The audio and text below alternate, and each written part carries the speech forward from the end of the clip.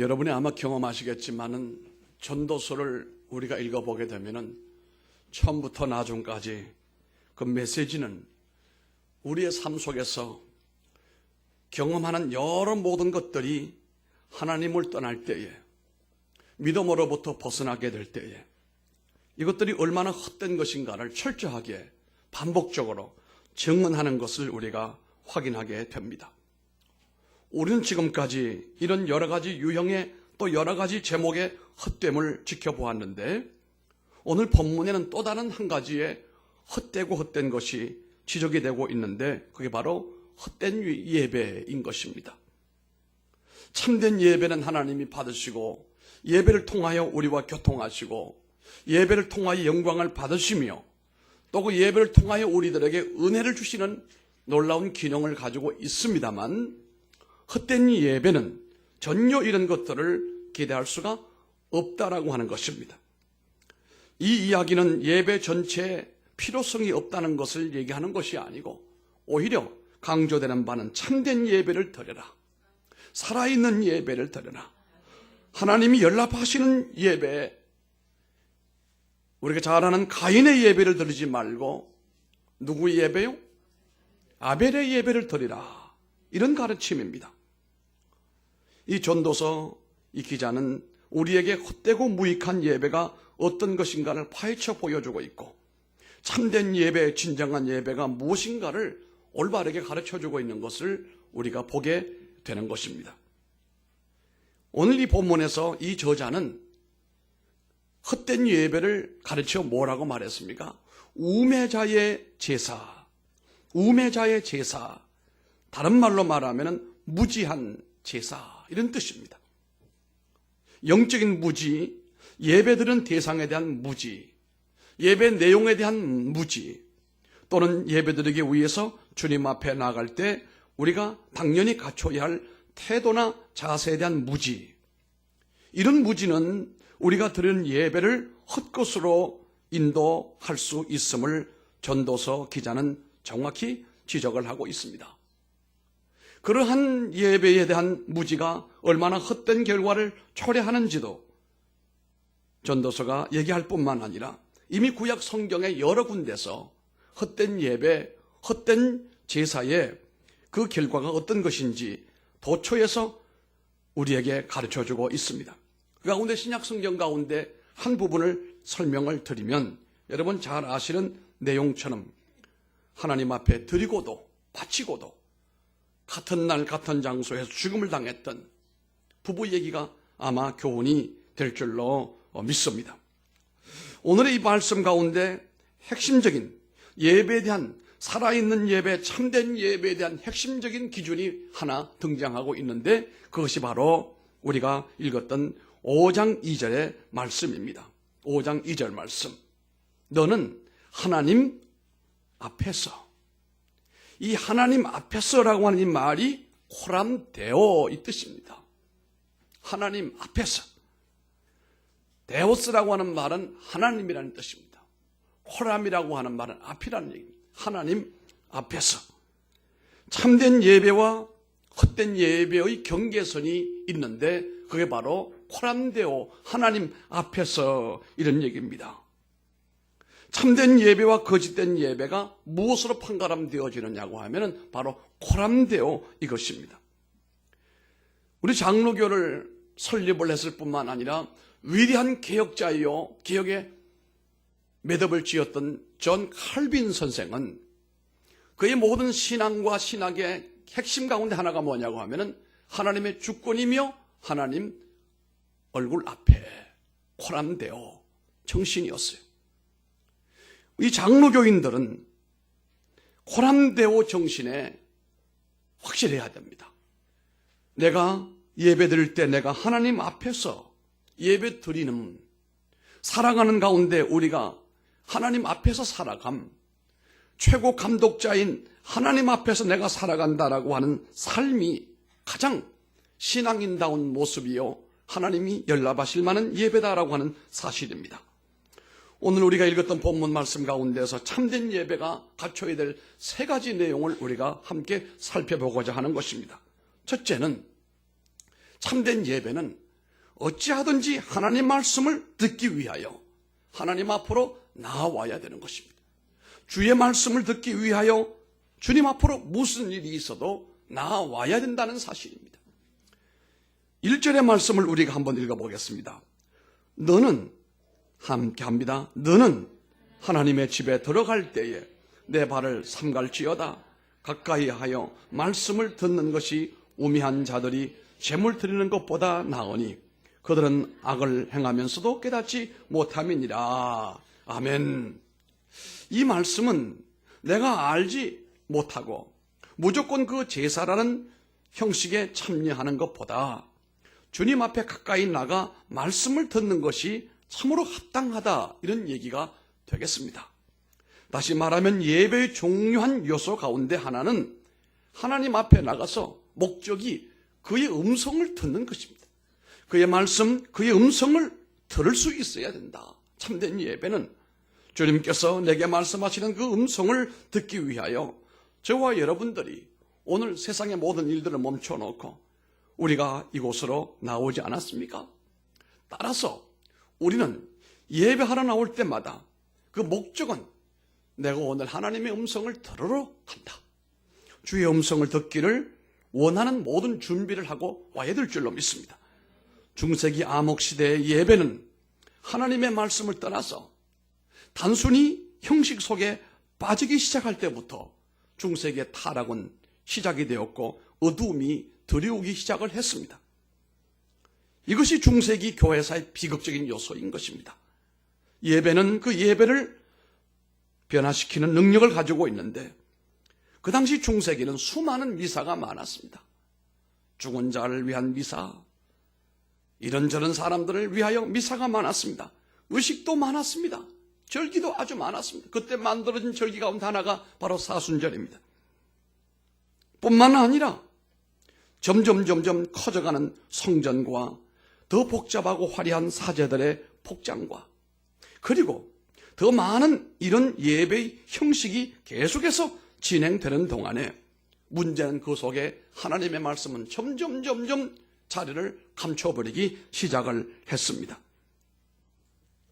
따라서 이 말씀을 예배를 통하여 전달하는 사람도 말씀을 전달하지 못했지만 중세기에는 듣는 사람도 하나님의 말씀을 듣지를 못하므로 영적 어두움이 그들 가운데 들이오게 된 것입니다. 그러면 말씀을 듣는다는 것은 무엇을 의미하는 것입니까? 내가 이렇게 설교 시간에 졸지 않고 귀를 기울이고 그 얘기를 듣는 것으로 충분한 것인가요? 듣는다는 것은 단순히 귀를 기울이는 것을 의미하는 것이 아닙니다. 그 말씀을 잘 듣고 충분히 이해를 하고 난 다음 그 말씀대로 순종하는 것을 의미하는 것입니다. 이게 말씀을 듣는 것입니다. 아니, 그 말씀을 들을 때 하나님 말씀으로 감동으로 받고 내게 주신 말씀인 줄 알고 아멘으로 화답하고 그리고 그 말씀을 붙들고 나의 사명지로 나가는 것을 가르쳐 말씀을 듣는 것이다 라고 얘기를 하는 것이 옳을 것입니다. 그러므로 말씀을 듣는 사람에게는 반드시 그 말씀을 그대로 실천하고 순종하는 의미가 따라와야 된다는 사실입니다. 사실 하나님의 말씀을 듣는다는 것은 이것이 무서운 일입니다. 하나님의 음성을 듣는다라고 하는 것이 왜 무서운 것인가? 주님께서 내게 어떤 요구를 하실지 모릅니다. 내게 어떤 명령을 주실지 모릅니다. 아마도 내가 이제까지 살아오면서 걸어오던 길을 바꾸라고 할 수도 있고 내가 좋아하던 그것을 버리라고 할 수도 있고 내가 선호하던 것을 뒤로 하고 무엇인가 주님이 주시는 새로운 것을 명령하실 때에 과연 그렇게 할 수가 있느냐? 이런 의미에서 볼 때에 말씀을 듣는다는 것은 참으로 두려운 일이 아닐 수 없다는 사실입니다. 그런데 희한한 것은 하나님이 내게 말씀을 주실 때 그 말씀을 내가 나의 말씀을 받아들이고 그것을 순종으로 살아가게 되면 말씀 속에는 놀라운 능력과 역사가 따라오게 된다는 사실입니다. 한마디로 말하여 내 삶의 변화가 일어나기 시작하는 것입니다. 내 안에서 자발적으로 두렵고 떨리는 심정으로 하나님의 역사가 일어나기 시작을 하는 것입니다. 우리가 잘 아는 말씀인 사무엘상 15장 22절의 말씀을 보게 되면은 사무엘을 통해서 우리에게 들려주는 메시지가 있는데요. 뭐라고 그랬습니까? 순종이 제사보다 낫다. 듣는 것이 수양의 기름보다 낫다고 그랬습니다. 하나님 말씀을 듣고 하나님 말씀을 청종하고 하나님 말씀에 귀를 기울이는 것이 얼마나 소중한 것인지 알 수가 없습니다. 그것은 같은 맥락의 말씀인데요. 당시에 드려졌던 많은 예배가 한마디로 말하여 의미가 없는 예배였습니다. 이 전도서의 저자가 살던 시대에 많은 사람의 제사와 예배가 의미를 이미 잃어버렸다 이 말입니다. 생명을 잃어버린 이유가 뭡니까? 전도자가 우리에게 가르쳐 주시는 말씀을 보니까 헛된 예배가 된 그 이유는 말씀을 듣는 일이 없었고 말씀으로 감동된 것도 없었고 그 말씀을 행동으로 순종하는 사람이 없기 때문에 한마디로 말하여 하나님의 역사가 우리에게서부터 드러나지가 않았던 것입니다. 말씀이 결여되어 있는 예배, 순종이 결여되어 있는 삶의 내용이 합해져서 의미 없는 헛된 예배자가 되는 것입니다. 주일 아침에 예배를 안 드리면 어쩐지 몰라도 내 마음이 좀 찜찜하고 좀 그래가지고 예배 드리고 오니까 기분 좋아. 여러분 이 정도 가지고는 되지 않습니다. 물론 그것도 안 드리는 것보단 낫겠지요. 그러나 내가 예배를 참석했다는 그 사실 이것으로 만족하면 안 됩니다. 여기 앉아 계신 것으로 여러분이 예배자가 됐다라고 평가하면 그것은 큰 오산입니다. 내게 말씀하시는 하나님의 음성 앞에 내가 기꺼이 응답하고 있느냐? 이 물음에 대답할 줄 알아야 됩니다. 아, 주님, 그렇군요. 내가 이렇게 해야 되겠군요. 알았습니다. 하나님, 내가 이렇게 살아가겠습니다. 예배의 핵심은 뭐니 해도 말씀입니다. 우리 개혁교회, 이 프로테스탄트, 개신교, 이 개혁주의의 가장 중요한 이것은 예배인데 예배의 핵심이 바로 말씀인 것입니다. 말씀이 살아있기 때문에 삶이 일어나게 되는 것이고 부흥이 일어나게 되는 것이고 교회가 다시 일어서게 되는 것입니다. 여러분은 말씀을 듣기 위해서 마음을 준비하셔야 됩니다. 그리고 하나님께로 나오셔야 됩니다. 그리고 내게 주시는 말씀이 어떤 말씀인지 잘 분간을 하시기 바랍니다. 그런데 내게 주신 그 말씀은 죽은 말씀이 아니고 살아있는 말씀인 것입니다. 그 살아있는 말씀은 그 말씀이 우리 안에 들어옴으로 인하여 우리가 할 수 없는 여러 가지 기능을 그 말씀이 우리 속에서 하신다는 그런 의미도 담겨져 있음을 우리가 알아야 됩니다. 그러므로 우리는 하나님의 말씀이 내게 들려올 때에 두렵고 떨리는 마음으로 그 말씀을 우리가 받아야 됩니다. 내 말씀으로 받아들여야 되는 것입니다. 오늘 우리가 성경을 봉독할 때 일어서서 봉독을 했죠? 왜 일어서서 봉독을 했습니까? 구약시대는 하나님의 성전에서 성경을 봉독할 때는 다 일어서서 그 말씀을 받았어요. 일어선다는 말씀은 말씀을 내가 일어서서 안테나를 높이고 받겠다 이런 뜻이에요. 내 말씀으로 내가 그 말씀을 받아들이겠다 이런 뜻입니다.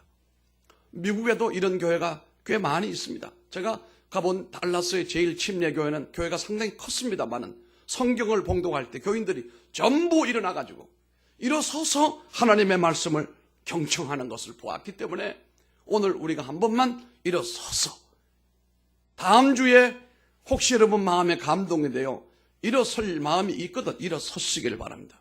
다 앉았는데 혼자 일어서는 건 좀 이상한 것 아니냐? 뭐 괜찮습니다. 앉아있든 서있든 하나님 말씀을 내가 정말로 받겠다는 진실한 마음의 고백이 우리 가운데 있어져야 된다는 사실입니다.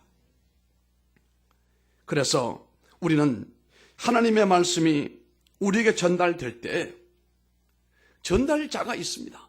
그 전달자가 우리가 메신저라고 하잖아요. 메시지를 전달하는 메신저가 있는데 그 사람이 누굽니까? 그 사람이 목사예요. 그러면 하나님의 말씀이 우리에게 직접 전해지는 구약도 아니고 메신저, 주의 종을 통해서 하나님의 말씀이 내게 들어오게 되는데, 그러므로 여러분들이 말씀에 은혜를 입기 위해서는, 하나님의 말씀이 내게 와닿게 하기 위하여는 말씀을 전하는 메신저인 목사를 위해서 많이 기도해야 됩니다. 목사님이 전하는 저 말씀이 내 마음에 감동이 되고 은혜가 되게 해주시고, 잘라낼 것은 잘라내게 하시고 붙일 것은 붙이게 하시고, 저 목사님을 통해서 나오는 하나님의 말씀이 우리 가운데 큰 은혜가 될 수 있도록 여러분들이 늘 기도해야 되는 것입니다. 목사님에게 성령의 기름을 부어주시고, 주의 성령의 말씀이 내 가슴에 강물같이 흘러내리게 해주시길 원합니다. 주의 음성을 꼭 듣는 오늘 되기를 원합니다. 이런 기도가 있으면 좋습니다. 하나님의 말씀을 듣기 위한 이런 진지한 자세로 하나님 앞에 나가는 것이 헛된 예배를 뿌리치고 참된 예배의 첫 번째 조건이라는 사실입니다. 이 말씀의 가치를 증언하는 신약 성경 메시지가 히브리 4장 12절에 나오거든요. 하나님의 말씀은 어떤 기능을 가지고 있습니까? 놀라운 기능을 가지고 있습니다. 하나님의 말씀은 살았고 운동력이 있어 그랬습니다. 하나님 말씀은 살았대요. 그리고 그 말씀이 움직이는 역동적인 힘을 가지고 있다라고 말했습니다. 여기 살았고라고 하는 말씀의 의미가 굉장히 흥미가 있습니다. 여기 살았고라고 하는 것은 본래 그 뜻이 하나님이 살아계신 것처럼 말씀이 살아있다, 이런 뜻이에요. 하나님 살아계심을 믿습니까? 하나님이 역사를 주관하고 계시잖아요. 그처럼 하나님의 말씀이 살아서 있다, 이런 뜻입니다. 그러니까 여러분들이 하나님 말씀을 받기만 하면 그 말씀은 살아서 여러분 속으로 역동적인 역할을 하게 되는 것입니다. 우리가 잘 아는 것처럼 구약과 신약 사이를 중간시대라 이렇게 말을 합니다. 신약과 구약 사이를 중간시대라 이렇게 말을 해요. 그 기간이 약 200년이었습니다. 구약에는 하나님께서 계속하여 하나님이 메신저를 보내어 말을 하게 했어요. 누구 말을? 하나님의 말을 전하게 했어요. 이게 선지자들이었어요. 때로는 제사장들을 통하여, 왕을 통하여 전달했습니다. 그런데 말라키라고 하는 선지자를 마지막으로는 하나님이 말씀을 안 했습니다. 무려 400년 동안 말씀을 하지 않았습니다. 뚝 끊겨버리고 말았습니다. 중간기다 이렇게 말을 합니다. 그 중간기, 하나님이 말씀을 멈춰버린 400년 동안에 어떤 일이 벌어졌는지 여러분 잘 모르시죠? 인간이 겪는 가장 혹독한 고통의 역사가 400년 동안에 일어납니다. 이스라엘 사람들이 말로 할 수 없는 괴로움의 역사가 400년 동안 지속된다는 겁니다. 다른 말씀으로 소개하면 하나님이 내게 주시는 말씀이 중단되어 버리고 하나님의 메시지가 우리들에게 전달되지 아니하면 우리들의 영혼은 메말라가기 시작한다는 겁니다. 고통으로 그 길을 걷기 시작한다는 겁니다. 아무도 도와주지 않는 어려운 힘든 삶을 살기 시작한다는 겁니다. 그런데 하나님 감사한 것은 오늘날에는 말씀을 많이 주셨어요. 내가 조금만 결심을 하고 조금만 노력하게 되면 말씀이 우리들에게 넘쳐나는 시대를 우리가 살고 있음을 알아야 됩니다. 그런데 말씀이 넘쳐나는 시대일지라도 내 말씀이 아니면 그것은 소용이 없습니다. 요셉이 애굽에서 총리로 있을 때에 7년 풍년, 7년 흉년 들었습니다. 풍년 들었을 때에 그 모든 곡식을 수매를 해가지고 창고를 지어서 가득가득 담아놓고 흉년 들었을 때 싼 값에 팔았습니다. 그리고 사람들에게 말했습니다. 이것은 바로 왕의 지혜다. 사실은 그 지혜는 요셉의 지혜였습니다. 그 제도가 오늘날 우리나라에도 이루어지잖아요. 농민들이 농사를 지으면 쌀이든 보리든 수확량이 많아지게 되면 값이 폭락이 됩니다. 내다 팔아도 제 값을 받지는 못합니다. 이러니까 정부가 수매를 해서 일정한 가격으로 1년 내내 똑같은 가격으로 팔고 살 수 있도록 만들어 놓은 제도가 그게 요셉으로부터 배운 제도이거든요. 근데 그 창고에 쌀이 많아도 쌀이 많아도 그 속에서 굶어 죽는 쥐가 있다는 거예요. 그렇게 많은 창고에 쌀이 있는데 왜 굶어 죽어요? 왜 죽었을까요? 안 먹으면 죽습니다. 태평양에 물이 아무리 많아도 그게 내 물이 아니면 상관이 없습니다. 말씀이 아무리 풍성해도 그 말씀이 내게 감동이 되고 은혜가 되고 내가 먹지 않으면 말씀은 나와 상관이 없다는 것을 우리가 알아야 됩니다. 오늘도 우리가 3차 90일 통독을 시작을 내일부터 한다고 광고를 했는데, 지혜로운 성도들은 하나님의 말씀을 먹어야 됩니다. 하나님 말씀으로 감동을 받아야 됩니다. 우리가 알고 있는 것처럼 이 중간기 400년 동안에 혹독한 고통의 날이 왔던 것처럼, 또 중세기에 루터가 종교개혁을 하기 전에 왜 캄캄한 중세기가 시작이 되었습니까? 그 이유는 말씀이 꼬리를 감춰버리고 말았습니다. 생명의 말씀을 전하는 사람도 없고 듣는 사람도 없기 때문에 어두운 부패의 날들이 이어졌다는 사실입니다. 하나님 말씀은 좌우의 날선 어떤 검보다 예리하여 혼과 영과 및 관절과 골수를 찔러 쪼개기까지 하며 또 마음의 생각과 뜻을 어떻게 해요? 감찰하시나니 지으신 이가 지으신 것이 하나라도 그 앞에 나타나지 않음이 없고 오직 만물이 우리를 상관하는 자의 눈앞에 벌거벗은 것 같이 드러나느니라, 이렇게 말씀했습니다. 내 폐부를 살피는 하나님의 말씀이 나의 나됨과 나의 인간성과 내 죄악과 내 어두움과 내 삶의 모습을 조명하면서 그 일루미네이션, 빛으로 조명해, 성령의 빛으로 조명해 주니까 내 모든 허물과 내 모든 것들이 드러나게 되고 폭로가 됐단 말입니다. 그래서 우리가 두려운 마음으로 떨리는 심정으로 하나님 앞에 회개하면서 그 말씀으로 내가 목욕을 하고 그 말씀으로 다시 응답을 받는 삶으로 나가기 위해서는 살아있는 예배를 드려야 되는데, 첫 번째 요소가 하나님의 말씀을 들어야 된다, 이것입니다.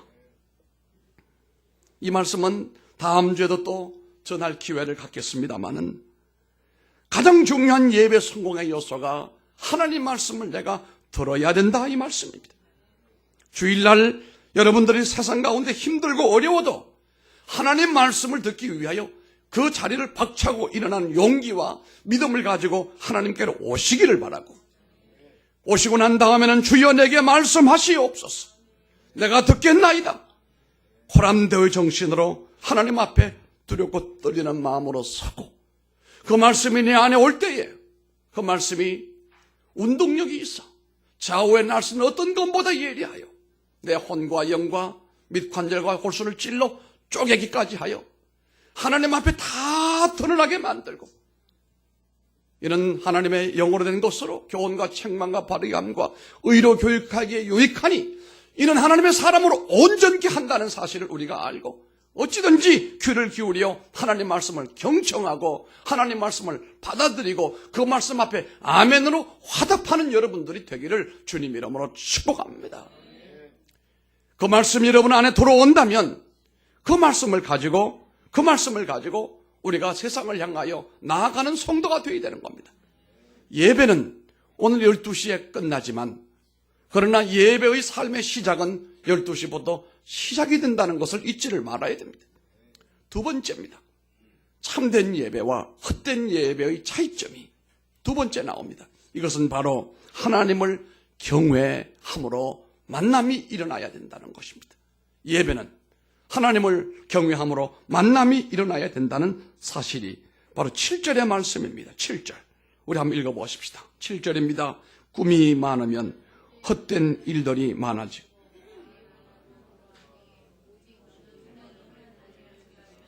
아멘. 여기서 하나님을 경외한다는 의미가 뭡니까? 하나님을 경외한다는 말. 본문에서 하나님을 경외한다는 의미가 아주 재미있게 설명이 2절로 되는데요. 2절 또 읽어보십시다. 시작. 너는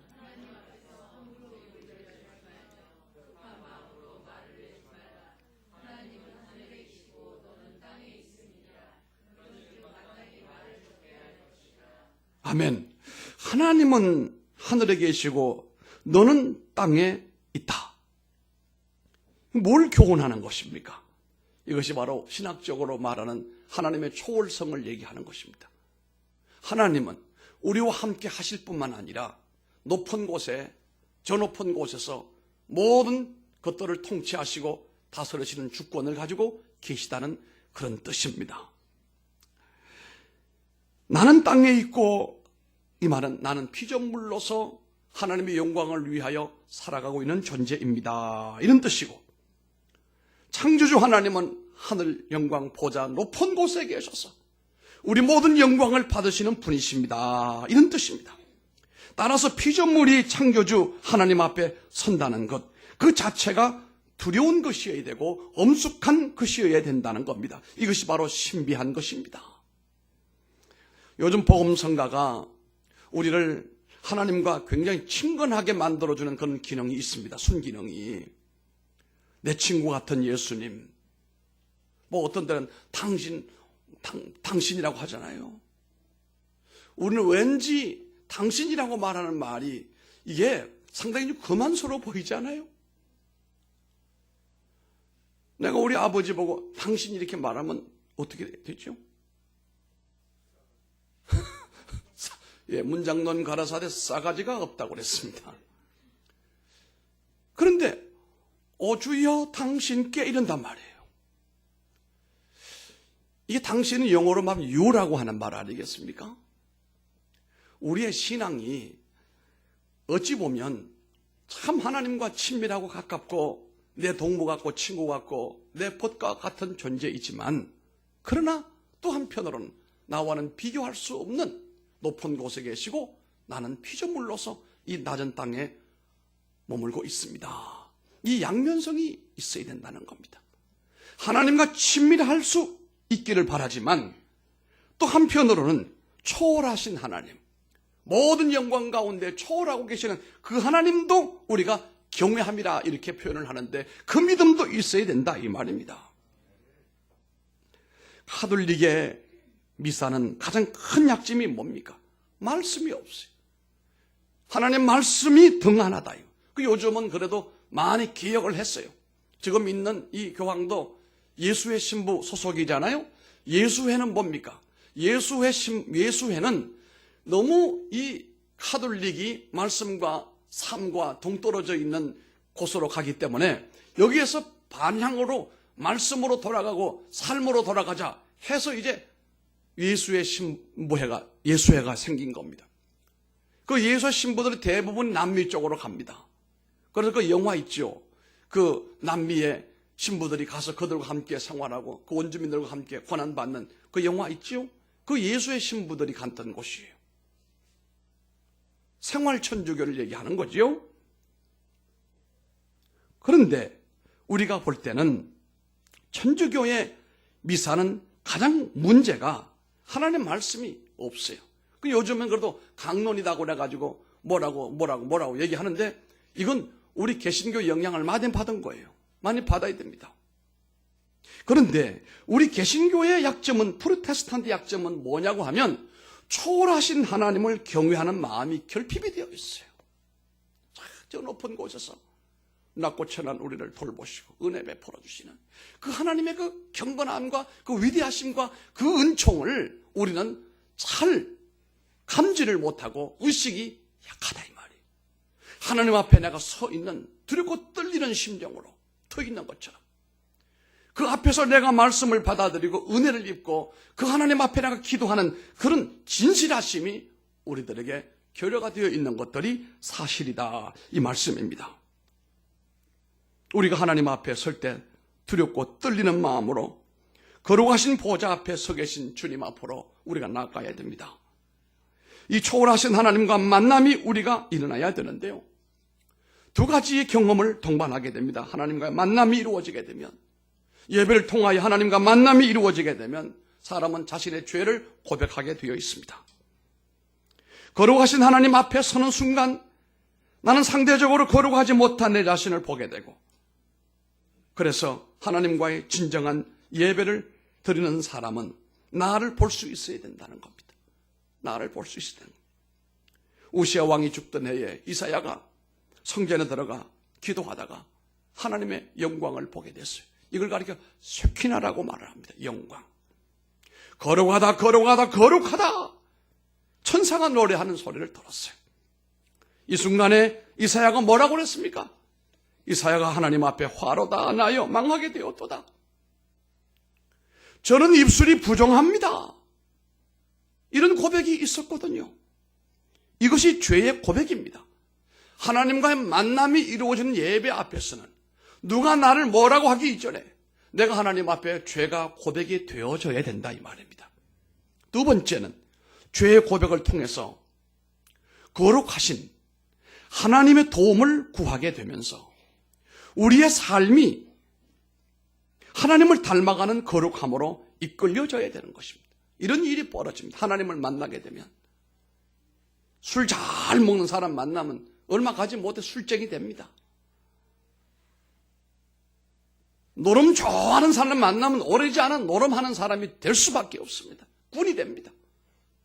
거룩하신 하나님을 만나고 거룩하신 하나님을 체험을 하게 되면 그때부터 우리는 변하기 시작하는 것입니다. 누구의 모습으로요? 하나님의 모습으로. 여러분 바리새인과 세리의 기도를 아시죠? 근본적으로 차이가 납니다. 바리새인은 뭐라고 그랬습니까? 하나님, 나는 저 사람, 저런 도둑놈들처럼 살지 않게 된 것 감사하고 11조 내고 있습니다. 하나님. 자신의 부끄러운 어두운 죄된 모습은 전혀 알지 못하고 다른 사람 눈에 있는 티끌만 끄집어서 하나님 앞에 고발하는 이 기도, 바리새인의 기도 하나님 받지 않았습니다. 세리는 감히 얼굴을 들지 못하고 가슴을 치며 복장을 치면서 내가 돈 띄어먹은 세리 도둑놈입니다. 고개도 들지 못하고 가슴을 치는 모습을 볼 때 저 세리의 기도를 내가 받아준다고 했어요. 우리는 얼마만큼 하나님을 경외하고 살아가는지, 하나님 말씀을 받고 하나님 말씀을 내가 체험을 한 사람이라고 한다면 주님을 경외하는 경외 신앙이 일어나야 된다는 사실입니다.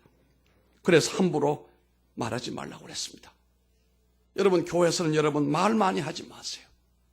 무엇을 해야 됩니까? 행동으로 하는 것이 더 좋습니다. 10마디 말보다 행동 한마디가 중요하다. 그러므로 교회는 말 많이 하지 마세요. 말 많이 하지 마세요. 어때? 특히 남자가 말이 많아요? 여자가 말이 많아요? 통계적으로 보면. 이건 남자가 말하면 이건 남녀에 대한 차별의 의미가 있지만 여자가 말했기 때문에 이건 차별이 아닙니다. 여자가 말이 많습니다. 그래서 옛날 안 믿는 사람은 그래서 여자는 수염이 안 난다고 그랬어요. 그건 성경에 없는 얘기입니다. 어쨌든 남자보다 여자가 말이 많아.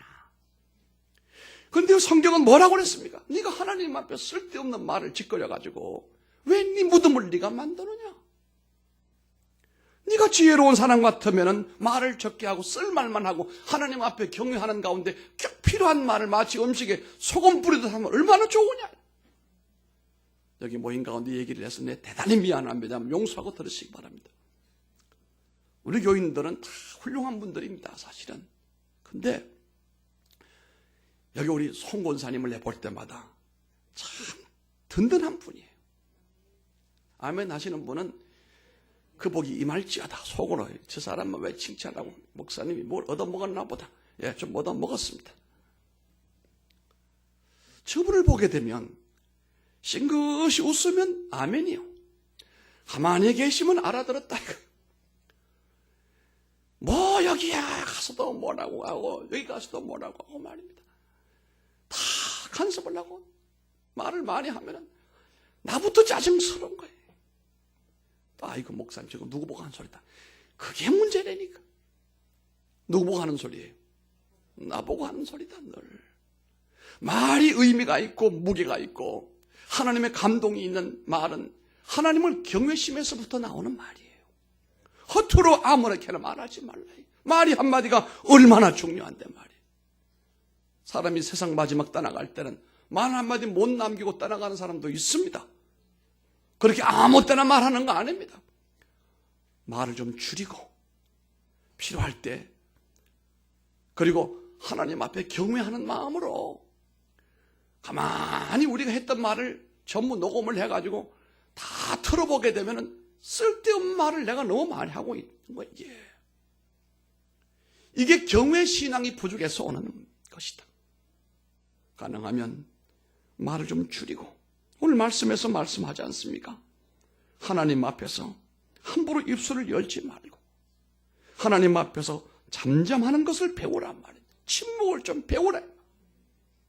잠잠한 중에 하나님을 바라보십시오. 하나님 앞에서 서는 체험은 엄숙하고 두려운 것이라는 것을 기억하고 그 진실한 모습으로 서 있는 사람의 예배를 하나님이 받으신다는 사실입니다. 기도하겠습니다. 존귀하신 아버지 하나님,